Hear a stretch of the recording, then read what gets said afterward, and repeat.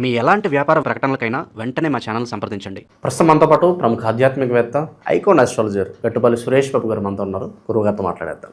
నమస్కారం గురుగారు. జై శ్రీమన్నారాయణ. సో ఫిబ్రవరి మాసం, మాఘమాసం మీనరాశి వాళ్ళ పరిస్థితి ఏ విధంగా ఉంటుంది? ఏలాంటి శనితో వాళ్ళకి ఇంపాక్ట్ ఎంతవరకు ఉంటుంది? వీళ్ళు ఎలాంటి జాగ్రత్తలు తీసుకోవాలి గురుగారు? ద్వాదశ రాశుల్లో ఒకటి మీనరాశి.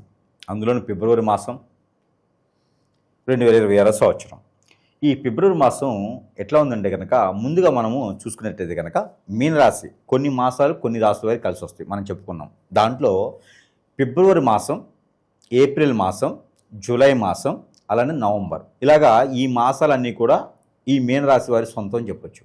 జీవితంలో తొలిమొట్టి వేయడానికి, జీవితంలో ఎదగడానికి, ఎవరికైనా పేరు ప్రఖ్యాత పొంచడానికి, ఏదైనా వాళ్ళు అనుకున్నటువంటి వృత్తిలో పైకి రావడానికి కానీ ఈ ఫిబ్రవరి మాసం వారికి అనుకూలంగా ఉంటుంది.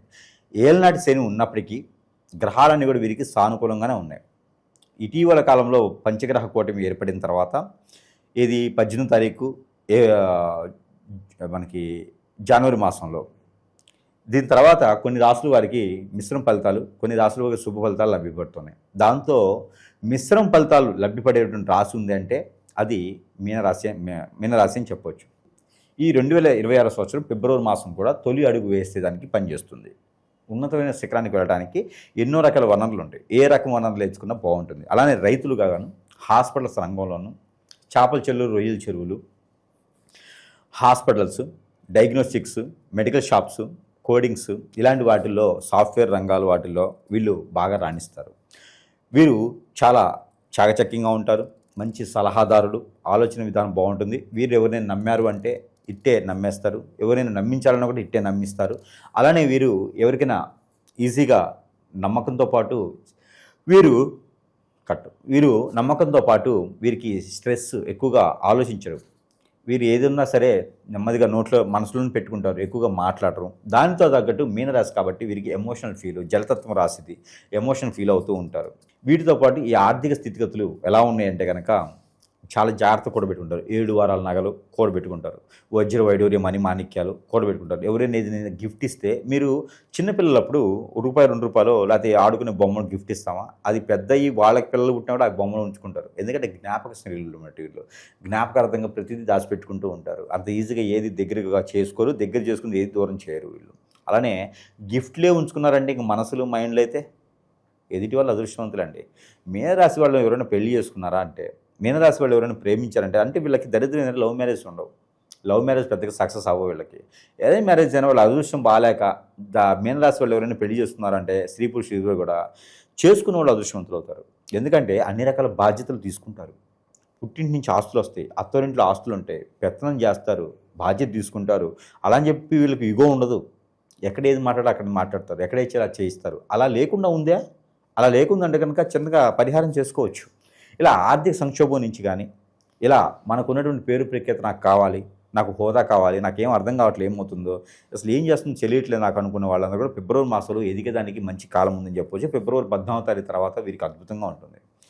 కుంభరాశిలోకి రవి భగవానుడు రావాలి. కుంభరాశిలో రవి భగవానుడు వస్తే ఎంత ఉచ్చలో ఉంటాడో తెలుసా అండి? మనకి ఒక్కో దగ్గర అయితే 28 నుంచి 40 డిగ్రీస్ ఎండ వస్తుంది.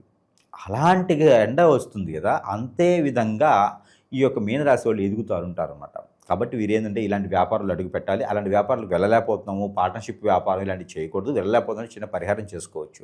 ఆ పరిహారం ఏంటంటే కనుక ఇది మనకి దానిమ్మ ఆకులు, జామ ఆకులు, మునగ ఆకులు, మామిడి ఆకులు, ఈ 4 రకాలుగా తీసుకొచ్చి మనము కాచి చల్లార్చిన వాటరు దాంట్లో కాచాలి. వాటర్లో వేసి ఒక 5 లీటర్ 10 లీటర్ వాటర్లో వేసి కాచాలి. ఆ వాటర్తో ప్రతిరోజు స్నానం చేసే నీటిలో ఒక 10 ml వేసుకొని స్నానం చేయాలి. అప్పుడు వీరికి ప్రకృతి నుంచి దోషాలు, గ్రహ దోషాలు, కాలసర్ప దోషం, నాగదోషం, కుజదోషం, పితృ దోషాలు అన్నీ కూడా ఇలా చిటికలో పట్టపంచలేకపోతాయి. కాబట్టి ఈ యొక్క పరిహారం వీరు చేసుకుంటే అదృష్టవంతులు ఎవరైనా ఉన్నారంటే కనుక ఏళ్ళనాటి శని కాదు, ఇంకేదైనా శని ఉన్నా కూడా, శని భాగం ఆడే కూర్చున్నా కూడా ఇంకేం కాదు వీరికి. అలాంటి పరిహారం చేసుకోవడం వల్ల పితృ దోషాలు అన్నీ పోతాయి, గ్రహ దోషాలు పోతే అనుకున్నటువంటి కార్యక్రమాలు ముందుకెళ్ళొచ్చు. ఇకపోతే విద్యార్థులు కావచ్చు, పోటీ పరీక్షలు కావచ్చు, నిరుద్యోగులు కావచ్చు, విదేశీయానం కావచ్చు, ఇలాంటి వారు కనుక ఫిబ్రవరి 19వ తారీఖు తర్వాత ప్రయత్నం చేయాలి. విదేశయానానికి అయితే బాగా కనిపిస్తుందండి నాకు. జాబులు వెసులుబాటు కావచ్చు, యూనివర్సిటీ సీటు కావచ్చు, పిక్నిక్ కావచ్చు, టూరిజం కావచ్చు, ఏదైనా తీర్థయాత్రలకు కావచ్చు బాగా కనిపిస్తుంది. కాబట్టి వీరు ఒక చిన్న పరిహారం చేసుకోవాలి. సముద్రం, నది, ఏరు, సెలయేరు, బ్రహ్మగుండం ఇలాంటి వాటిల్లో నవధాన్యాలు తీసుకుని వెళ్ళాలి. 1 కిలో నవధాన్యాలు తీసుకుని అక్కడ స్నానం ఆచరించి ఆ నవధాన్యాలు అన్నీ కూడా ఆ నీటిలో వేసేయాలి. నాకు ఏదైనా పితృదోషాలు, కలసప దోషాలు ఉన్నా పోవాలనైనా మాకేం తెలియదు, ఏదో తెలియక చేస్తున్నాం అని చెప్పేసి అని చేతి పాపాలు అలా అక్కడ వేసి వచ్చి పాపం చేయకూడదు. ఇక మానేయాలి పాపాలు చేయడం, ఎఫ్ఐఆర్ లాంటి పెట్టుకోకూడదు, చెడు దృష్టి పెట్టుకోకూడదు. అలానే మనకి ఏదో చెడు అలవాటు ఉన్నా కూడా మానేసి చాలా మంచిది. ఏది మీనరాశి వారికి చెడు దృష్టిలు అలవాట్లు ఉండకూడదు. వీరికి చెడు అలవాట్లు ఉన్నాయంటే బాగుపడ నాశనం అయిపోతారు. ఎదుటి వాళ్ళు నమ్మితే బాగుంటుంది. అలానే ఇలాంటి పరిహారం వీరికి చేసుకొని ఒడ్డు మీదకి వచ్చేసి మట్టి పైన 2 ఒత్తేసి దీపారాయణ చేసుకున్నట్టయితే కనుక వీరికి గ్రహదోషాలు ఏమైనా ఉన్నా కూడా పటాపంచలేకపోతే ఏలనాటి శని కూడా వీరికి తగ్గిపోతుంది. అలానే ఎవరికైనా చెప్పులు దానం చేయాలి.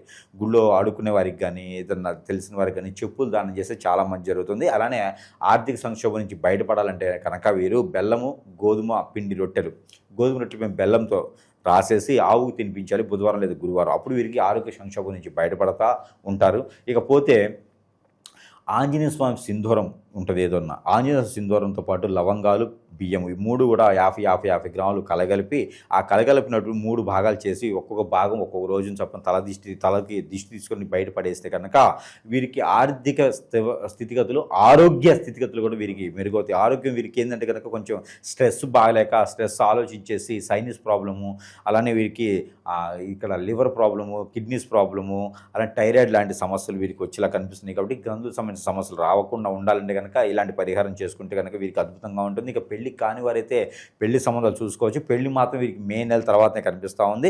ఇక ఏదైనా జాబులు కావాలంటే కూడా జాబ్ ప్రయత్నం చేసుకోవచ్చు. ఫిబ్రవరి చివరాఖరులో అయితే జాబ్ వచ్చేలా కనిపిస్తున్నాయి కాబట్టి ప్రయత్నం చేయొచ్చు. ఇక వీరికి అన్ని రకాలుగా కూడా చూసుకున్నట్టయితే కనుక ఇక ముందుకు వెళ్ళి government job, central government job ప్రయత్నం చేసేవారికి అయితే కనుక ఫిబ్రవరి మాసంలో అంత ఈజీగా అయితే కనిపించట్లేదు. ప్రయత్నం అయితే చేసుకోవచ్చు.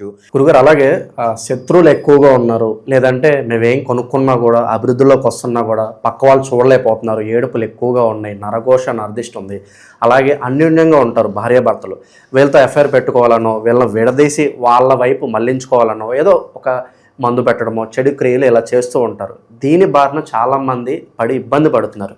మరి దీనికి సొల్యూషన్ ఏంటని చాలామంది అడుగుతున్నారు. గురుగారు ఏం చెప్తారు వీటికి? ఖచ్చితంగా మనకి ఇప్పుడు కలియుగంలో ఉన్నాం. 2026 సంవత్సరంలో ఉన్నప్పటికీ కలియుగంలో ఉన్నాం. ఈ కలియుగ శాతం కూడా పాపాలు, కర్మలు ఎక్కువగా ఉంటాయి. దీనికి తగ్గట్టుగా ఎక్కడంటే కనుక ఎక్కడ ఉంటుందంటే ఈ ప్రాబ్లము, ఎవరైనా సుఖంగా బతుకుతున్నారన్నా అంటే నలుగురు ముందు నవ్వినా కూడా చాలా సమస్యే, కొందించుకోవడమే. నవ్వితే కూడా అమ్మో వీరికి ఏం సమస్యలు లేవు కావాలి, ఓర్చుకోలేరు అన్నమాట ఎదుటివాళ్ళు. వీరికి ఏ సమస్యలు లేవు కావాలని చెప్పేసి వీరి మేము 10 ఏడుస్తూ ఉంటారు. అరే సుఖంగా బతికేదానికి లేదు. ఈ రోజుల్లో భార్యాభర్తలు ఎంతో సుఖంగా అన్యోన్యంగా ఉండాలనుకుంటారు. కంఫర్టబిలిటీ చెక్ చేసుకొని పెద్దలందరి సమక్షంలో సాక్ష్యంగా పెళ్లి చేసుకుంటారు. పెళ్లి చేసుకుని కూడా వీరి మధ్యన ఎవరో వచ్చి పొలలు పెడతా ఉంటారు. ఎఫ్ఐఆర్లు పెట్టుకుంటారు. ఎట్లా ముందు పెట్టడం, హిప్నాటిజం, బ్లాక్ మ్యాజిక్, వశీకరణం, చాతబడి, బాగలముఖి, భానుమతి, ఏక్షిణి, బాగా స్పిరిట్, అష్టదిబ్బందన ఇలాంటి క్రియలు ఎన్నో రకాలు ఉన్నాయి. జీవితంలో ఎదకపోవడానికి గల కారణాలు ఏంటంటే ఇలాంటి క్రియలు చేయించబడటం, ఎవరో మన మీద కన్నేసి మన ఎదుగుదల తట్టుకోలేక, ఇవన్నీ మనకి జాతకాలు అనుకుంటారు చాలామంది కూడా. ఇవన్నీ గురువుగారు నాకు కలిసి రావట్లేదు, జాతకమా, జాతకంలో సమస్య ఉందా, దశల నక్షత్రమా, గోచారమా, ఎక్కడ సమస్య ఉంది, ఏదైనా దానం చేస్తే తగ్గిపోతుందా అనుకుంటారు. కాదు నాయన, ఇవన్నీ కూడా మనకి జాతకంలో దొరకవు. ఇవన్నీ కూడా మానవ గ్రహం అని ఒకటి ఉంటుంది. ఈ మానవ గ్రహం మన మీద సృష్టించి మనం ఎదగకూడదని చేపిస్తూ ఉంటారు. దీనివలన మనం ఏ స్థానానికి వెళ్ళాలన్నా కూడా జాతకంలో చూస్తేనేమో కలెక్టర్ అవుతానని ఉంటుంది, ఎమ్మెల్యే ఎంపీ అవుతాను ఉంటుంది, మరి చూస్తేనేమో బిల్ కలెక్టర్ అవుతాడు. ఎమ్మెల్యే ఎంపీ కింద అక్కడ అయిన వాళ్ళు వెళ్ళటానికి అపాయింట్మెంట్ తీసుకుని వెళ్ళడానికి కూడా వీళ్ళకి అవకాశం ఉండదు. ఏ రోజు ఆ రోజు ఎతుకుతూ ఉంటారు, గొడవలు అవుతూ ఉంటాయి, ఏ పంచాయతీలో ముందుకు వెళ్ళదు, అష్టదిబ్బంది అయిపోతారు అనమాట. కాబట్టి దీని కారణం ఏంటంటే మన మీద ఏడ్చేటి కళ్ళు. మానవ గ్రహం చేసేటువంటి పనులు అంతా ఇంత కాదండి. ఎవరిని నమ్మకూడదు, ఎవరిని పార్ట్నర్షిప్ చేయకూడదు, మన పర్సనల్ విషయాలు ఎవరితో షేర్ చేయకూడదు. ఎందుకంటే దాని అందరి వల్ల ఏదో రోజున మనం ఖచ్చితంగా కాంట్రవర్సీకి వెళ్తాం. ఏదో రోజున మనల్ని హిప్నటైజ్ చేసేసి మనల్ని బొగ్గుపాలు చేసేటువంటి వారు మన చుట్టూతూనే ఉంటారండి. మన బంధువుల్లో, మన మిత్రుల్లో, మన శ్రేయోభిలాషులను చెప్పుకొని తిరిగే వాళ్ళు, మన కొలీగ్స్లోనూ ఇలాంటి వాటే ఉంటారు. నా గురించి ఇంకోళ్ళకి అవసరమేమో చేయటానికి, నా గురించి తెలిసిన వాళ్ళకే కదా అవసరము. అందుకొని ఎవరిని నమ్మే పరిస్థితి లేదు. మరొక విషయం, ఇది చిన్నపిల్లల మీద, పెద్ద పిల్లల మీద జరుగుతూ ఉంది. ఈ యొక్క కలియుగంలో ఏది పాపమైతే జరుగుతున్నావో చేస్తున్నావో తెలియట్లేదు. కానీ ఇవన్నీ కూడా ముఖ్యంగా భార్యాభర్తల మధ్యన అయితే కనుక ఇద్దరు దూరం అయిపోవటము, ఎవరో తెలియని వ్యక్తులతో ఎఫ్ఐఆర్ పెట్టుకొని ఆస్తులన్నీ సమర్పించుకొని పొరుగు పెక్కేత హోదా డబ్బు పొలుగుబడి అన్నీ పోగొట్టుకోవడం, చెట్టుకోలు గుట్టుకోలు అయితే ఉన్నారు పిల్లలు ఈ రోజున. ఎందుకండి 15 సంవత్సరాలు 16 సంవత్సరాల పిల్లలను కూడా వదలట్లేదు ఈ రోజున. ఇది ఒక సంఘాలుగా ఏర్పడేసి ఏదో హిప్నటిజం అని బ్లాక్ మ్యాజిక్ అని చేసేసి చేస్తూ ఉన్నారు. అలాంటి వాళ్ళందరికీ కూడా మనం ఓదార్చడానికి కాకపోయినా కొంతైనా మనం చేసేదానికైతే ఉన్నాము. మనం ఏంటంటే మనకు వచ్చిన విద్యలు మాకు నేర్పే గురువులు మాకేం చెప్పారంటే, మీకు వచ్చి విద్య మంచి జరగకపోయినా పర్లేదు కానీ చెడుకు మాత్రం చేయకండి అని చెప్పారు. అలాగ ఒప్పందాలు చేసుకొని మనం కూర్చొని ఉన్నాము. ఈ రోజుల్లో ఆన్లైన్లో చూస్తే నాకు నెంబర్ ఇంత ఉంది, నాకు ఇంత డబ్బులు వేస్తే నేను ఎవరైనా అమ్మాయి మీ ఒళ్ళో పడుకోబెట్టేస్తా, ఎవరైనా అబ్బాయి నీకు ఆన్సరింగ్ చేస్తా అని చెప్పి జనాలు చాలామంది నమ్మి మోసపోయేసి ఎన్నో రకాల ఇబ్బంది పడ్డోళ్ళు అందరూ కూడా అన్ని ఆలయాలు అయిపోయిన తర్వాత కాశీకి అన్నట్టుగా అందరు గురువులు అయిన తర్వాత సురేష్ దగ్గరికి వస్తూ ఉన్నారు. నా జేబులు ఉండవు, జేబుకి నా చొక్కాకి జేబులు ఉండవు. ఎందుకంటే నాకు డబ్బులు ఇచ్చేవాళ్ళు ఎవరు లేరు. కస్టమర్లు వస్తారు, అన్నీ సమర్పించుకొని అన్ని రకాల ఆ డబ్బులు కూడా పోగొట్టుకొని ఎక్కడ పని అవ్వకుండా సురేష్ దగ్గరికి వస్తూ ఉంటారు. ఇలా నా దగ్గరికి ఈ రోజున 12,000 మంది పై చినుకు కస్టమర్లు బలైనటువంటి వారు ఉన్నారు ఈ రోజున. మెజారిటీగా అందులో భార్యాభర్తలేనండి. భార్యాభర్తలు ఒకటి, పెళ్ళైన వాళ్ళు పెళ్లి కాని వాళ్ళు కూడా ఆడపిల్లల్ని వశం చేసుకోవటం, ఈ హిప్నటిజల్ బ్లాక్ మ్యాజిక్లు. ఇంకోటి ఏంటంటే, ఇక ఎవరైతే గురువుని సంప్రదిస్తామో నాకు బాలేదయ్యా అని చెప్పి గురువుని సంప్రదిస్తే ఇదే అవకాశంగా తీసుకునేటువంటి గురువు దరిద్రులు, నేనే గురువునని చెప్పుకొని పాత సేవలు చేయించుకునే దరిద్రులు కూడా కస్టమర్ల అవకాశాన్ని వాళ్ళు అందిపుచ్చుకొని వాళ్ళు కూడా డబ్బు ఆదాయం పొందేసి నాకు చేతులు ఎత్తేస్తారు తర్వాత. ఇవన్నీ కూడా మన ప్రేక్షకులు ఆలోచించుకోవాలి. అసలు నాకు సమస్య ఏంటి? జాతకం సమస్య, ప్రకృతిలో దోషాల సమస్య, గ్రహ దోషాల సమస్య, నిజంగా నా మీద గురుగారు చెప్పినట్టుగానే ఏదైనా జరిగిందా? ఒకసారి పరిశీలన చేసుకుంటే మనం అనుకున్న జీవితం చాలా చిన్నది. ఈ జీవితంలో మనం అనుకున్నది సాధించాలి. లేకపోతే అరుంధతిలో 3వ జన్మ 4వ జన్మలాగా మనం ఎత్తుతూనే ఉంటాం. కాబట్టి ప్రతి జన్మ మోక్ష జన్మ అవ్వాలి ప్రతి మానవుడికి కూడా. అంటే కనుక ఈ జన్మలోనే మనం అనుకున్న కార్యక్రమాలు చేయాలి. అందుకని మానవులు ఎప్పుడు కూడా న్యూట్రల్గా ఉండాలి, పాజిటివిటీగా ఉండాలి. అంతేగాని నెగిటివ్ దానికి వెళ్ళకూడదు, అలాంటి ఆచరణ చేయకూడదు. ఏదైనా ఉంటే సానుకూలంగా ఎదుటివారికి సహాయం చేయాలి, లేకపోతే మన పని మనం చేసుకోవాలి. ఎవరు కూడా మనల్ని ఆశించరు. కాబట్టి ఇలాంటి వ్యసనాల జోలు వెళ్ళకండి. ఆన్లైన్లో ఏదో కనిపిస్తూ ఉంది అని ఇంకొకరి జీవితాన్ని నాశనం చేయకండి. అలాంటి చేస్తే కూడా చివరికి మనకే అంటుకునేది అది. కాబట్టి అలాంటి చేయకండి. అలా బలైన వాళ్ళు ఎవరైనా ఉంటే ఖచ్చితంగా సంప్రదించగలిగితే కనుక వారికి నాకు తోచినటువంటి పరిష్కార మార్గం అయితే కనుక చూపించబడేదానికైతే ఎప్పుడు కూడా సహకరణ చేసేదానికైతే మనం సిద్ధంగానే ఉన్నాం. కాబట్టి ఎవరు కూడా వనరులు ఉన్నాయి ఈ రోజున నాశనం అవ్వద్దు, ఎవరు కూడా బలవ్వద్దు. ఏదైనా సమస్య ఉందంటే కనుక ఆకలి అవ్వకపోవటం, నిద్ర పట్టకపోవటం, ఆందోళన, చిరాకు, కోపం రావటం, సరిగా తినలేకపోవటం, ఏ పని చేద్దాం ముందుకు వెళ్ళలేకపోవటం, మన మాట వినలేకుండటం, అలానే చెప్తే వినపడటం, అలానే ఒంటరిగా ఉండాలనిపించడం, ఎటన్నా వెళ్ళిపోవాలనిపించడం, నెగిటివ్ థాట్స్ రావటము, కాళ్ళు ముందుకు వెళ్ళకపోవడం, ఆరోగ్య సమస్యలు, ఆర్థిక సమస్యలు, ఏ పని చేసినా ముందుకు వెళ్ళదు, అలానే దరిద్రం మన చుట్టూతోనే ఉంటూ ఇవన్నీ జాతకాలు ఉండవండి. ఏదో చెడు క్రియ జరిగితే చెప్తే జాతకాలు ఇవన్నీ ఉండవు. కాబట్టి ఇలాంటిది ఏదైనా ఉంటే ఖచ్చితంగా సంప్రదిస్తే వారికి పరిష్కార మార్గం అయితే ఖచ్చితంగా మనం అయితే చూపించడానికి సిద్ధంగా అయితే ఉన్నాం. ఇకపోతే వీరికి భార్యాభర్తల మధ్యన గొడవ, కోర్టు వ్యవహారాలు, ఇక వీరికి రాజకీయ రంగులు ఉన్న వారికి, సినీ రంగంలో ఉన్న వారికి అయితే చిన్న పరిహారం ఉంటుంది. ఎవరైనా కొత్తగా వెళ్ళాలనుకున్నా, ఆల్రెడీ చేస్తున్నా వారికి ఒక చిన్న పరిహారం ఒకటి చేసుకుంటే కనుక ఖచ్చితంగా సరిపోతుంది. ఆ పరిహారం ఏంటంటే కనుక పాలు కాగి చల్లార్చిన పాలలో కుంకుమ పువ్వు, తేనె వేసిన పాలు ఉదయించి చంద్రుడు చూపించాలి. ఏ రోజైనా పర్లేదు, అమావాస్యలో చంద్రుడు రాడు కాబట్టి ఏ రోజైనా పర్లేదు, ఉదయించి చంద్రుడు చూపించాలి. ఆ చంద్రుడు చూపించిన పాలు వీరు సేవిస్తే కనుక వీరికి ఉన్నటువంటి గ్రహదోషాలు అన్ని తొలగిపోయి అనుకున్నటువంటి వ్యాపారాలు ముందుకెళ్ళొచ్చు, విదేశాలను ప్రయత్నం చేయొచ్చు. ఏదైతే అనుకుంటారో ఆ అనుకున్నటువంటి కార్యక్రమం ముందుకెళ్తుంది. వీరి మీద నరదిష్టి నరకోశ కూడా తగ్గేలా ఉంటుంది. కాబట్టి ఇలాంటి ప్రయత్నాలు అయితే ఖచ్చితంగా మీనరాశి వారు అయితే చేయొచ్చు. ఇక పెళ్లి కాని వారికి అయితే సంబంధాలు మాత్రం చూసుకుంటే సరిపోతుంది. ఇంకెన్ని రకాల సమస్యలు ఉన్నా కూడా చిన్న చిన్న పరిహారాల ద్వారా కూడా అదృష్టం లేదానికి ఆస్కారం, అదృష్టం, అవకాశాలు కూడా వీరికి లభ్యపడుతున్నాయి. కాబట్టి వీరు నమ్మదగిన వ్యక్తులు కాబట్టి ఆ రకంగా ప్రయత్నాలు చేసుకుంటే ఈ యొక్క ఫిబ్రవరి మాసంలో వీరికి కలిసి వచ్చే కాలం కూడా అని చెప్పొచ్చు. కాబట్టి ప్రయత్నం చేస్తే ఖచ్చితంగా ఎదిగేదానికి, ముందుకు వెళ్ళేదానికి అయితే బాగుంటుందని చెప్పొచ్చు. స్త్రీల పరిస్థితి ఏంటి గురుగారు? వాళ్ళు అభివృద్ధిలోకి రావాలంటే ఏం చేస్తే బాగుంటుంది? మీనరాశి స్త్రీలు, ఈ మీనరాశి స్త్రీలకైతే మాత్రము కొంతమేర అదృష్టం బాగానే ఉంది అని చెప్పొచ్చు. వీరికి కొంత స్ట్రెస్ నుంచే ఇబ్బంది పడుతూ ఉంటారు. కొంచెం బాడీ కూడా వీరికి సహకరించిపోవడం, బద్ధకంగా ఉండటం, రవి భగవానుడు వీళ్ళలో నీచంలో ఉన్నారు ప్రజెంట్. కాబట్టి ఏదైనా పెళ్లి సంబంధాలు కాకుండా ఏదైనా ఉంటే చూడొచ్చు. వీళ్ళు జాబ్ ప్రకారంగా అయితే ఈ చివరి నెలాఖరు చివరిలో అయితే వీరికి సంపాదించుకుంటారు. ఎవరి చేత వీరు ఎట్లా ఉంటారని వీరు చేసే మంచి పనికి మాట అనిపించుకుంటారు. ఇది ఒక్క దాంట్లో మాత్రం కొంచెం జాగ్రత్తగా ఉండాలి మీరు. ఎందుకంటే మాట అనిపించుకుంటే మళ్ళీ తీసుకోలేం కాబట్టి ఎవరి చేత మాట అనిపించుకోవడం. వీరు ఏంటంటే ముందుగానే ఎమోషనల్ ఉంటారు. ఉంటారు. ఎవరైనా అన్నారు అంటే పడరు, మళ్ళీ నరాలు పీక్కుంటారు, ఎందుకు నన్ను అన్నారు, నేనేం తప్పు చేశాను, ఈ రకంగా దూరం పెడుతుంటారు అందరినీ. కాబట్టి అందరినీ దూరం పెట్టే అవసరం లేదు. ఆ మాట అనిపించుకోకుండా మీరు మాట్లాడితే సరిపోతుంది. ఇక స్త్రీలకైతే కనుక అన్ని రకాలుగా బాగానే ఉంటుంది అని చెప్పొచ్చు మీనరాశి వారికి.